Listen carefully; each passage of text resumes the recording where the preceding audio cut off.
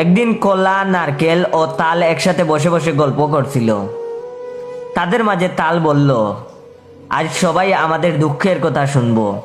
তারপরে সবাই বলল ঠিক আছে। নারিকেল বলল, তা তাল আগে তোর দুঃখের কথা বল, দেখি তোর কত দুঃখ আছে। তখন তাল বলল, আচ্ছা বলছি, মনোযোগ দিয়ে শুন সবাই। তাল বলল, মানুষের মনে একটুও মায়া দয়া নাই রে। মানুষ আমার এমন ভাবে চিপে চিপে খায়, তবুও তাদের মন ভরে না। ভাবছি হয়তো আমায় চিপে খাওয়ার পর ফেলে দিবে, না, তবুও আমায় কুড়িয়ে কুড়াল দিয়ে কুবিয়ে খেলো। এটা শুনে নারকেল বলল, আর বলিস না, আমায় যে এত দূর থেকে ফেলে দে, আমি গাছ থেকে পড়তেই কোমরের হাড্ডি ভেঙে যায়। এরপরে খান ধরে তুলে নিয়ে আমায় আষাঢ় দিয়ে মাথা ফাটিয়ে খায়। তো এবার কলার পালা। তখন কলা বলল, আমার মান সম্মান বলতে কিছু নাই রে ভাই।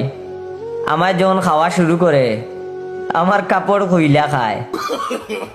No, no, no, no.